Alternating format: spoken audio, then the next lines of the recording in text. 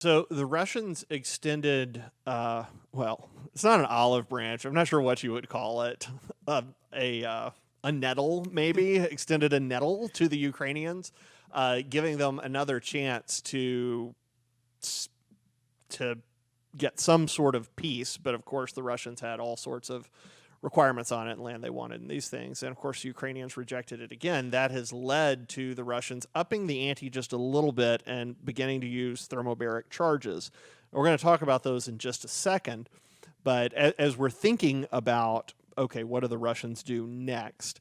That's going to take us to Major General Mick Ryan. Now, Mick Ryan is not he's recently retired. He's not a U.S. general. He's actually an Aussie. He's an Australian general, but educated, of course, in Western military tactics. And he spoke to this. He said, week 4 of the Russian invasion of Ukraine, today I want to examine what culmination, current and pending, of the Russian forces in Ukraine means. We have got a few of these tweets that we can put up for you. We're going to pick up, it's about a 25, it's a bunch of tweets. It's a 25 tweet long thread. We're going to pick up on number 12 and just follow it out and talk about it a little bit. This is retired Major General Mick Ryan.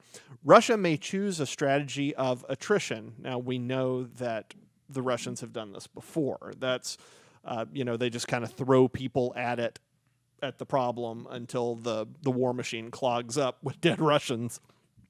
Which is what you would do if you have a really big army that is not that skilled. Yes. They're like, we'll just use our numbers advantage. Yep, use people. That was, exactly. And the Chinese always had that ability too.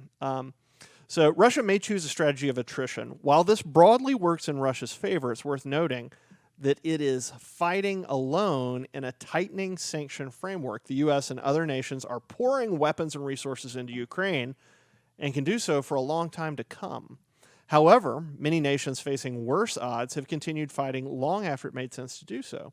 Just because we think that the resources of the West totally outweigh those available to Russia, that doesn't mean that the logic is compelling to Putin. That's a good question. Good point.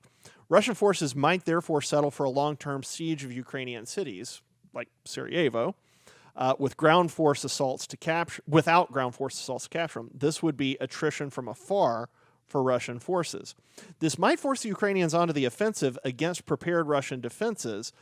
Then, that goes to your point a second ago, Grant, it would require a change of strategy and tactics from the Ukrainians. They've done very well on the defensive so far. How would they perform on the offensive? What if Russia doesn't? And Ryan goes on saying, this is Major General Mick Ryan, retired. What if Russia does not choose long-term attrition? They may decide to escalate the war. This is where things get interesting, including attacks beyond Ukraine's borders on the bases that are supplying Ukraine's defenders. He doesn't come right out and say NATO bases, but that's an interesting thing to think about. Or it may target border crossing locations where weapons enter Ukraine. What other options does Russia have? It might seek a breakthrough with weapons of mass destruction to destroy a portion of the Ukrainian government and military, or to shock it into submission. Now, the first thing I thought there was TAC nukes, but General Ryan lists a number of other options, one of which we're going to talk has actually just been deployed. Russia has a range of weapons it could use in this scenario. This includes tactical nuclear weapons, radiological weapons, massive drone swarms, which I didn't actually know they had. That's remarkable. Destructive cyber attacks, chemical or biological weapons, or EMP weapons, or a combination of the above. The point is that although Russia has been outfought and outthought by Ukrainians, this only makes them and Putin more dangerous.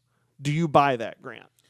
I do, and honestly, as much as we were just talking about how, they have got this attrition going on with their vehicles, their trucks are being worn down, I understand all of that, but I think in both those scenarios that he just laid out, it's possible that Russia still holds the advantage. Obviously, they're going to start deploying like much higher grade weapons. Then that's going to be a completely different type of war, and I think that they certainly hold an advantage there.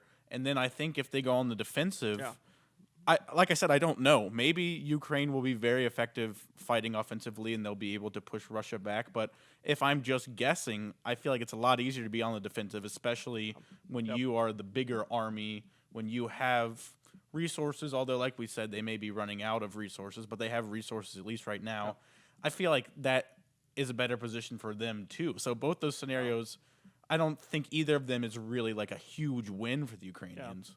So, well, that's an interesting thought. Yeah. So, you're totally right. I mean, the Russians they've got massive amounts of resources. The question is, can they get them to the front? And then Telenko's argument is, well, you can get about 20 miles past the front, and then that's about it. Now, 20 miles past the front is going to be, I imagine, still totally unacceptable to the Ukrainians. They'll want to beat them back. But how do you beat an army that is that large? Yeah, if they're just sitting there and then they can get their supplies up to where they are, and they're just sitting there on the defensive. I mean, that seems like a pretty hard task for the Ukrainians to be able to defeat them. Yeah, how do you dislodge them?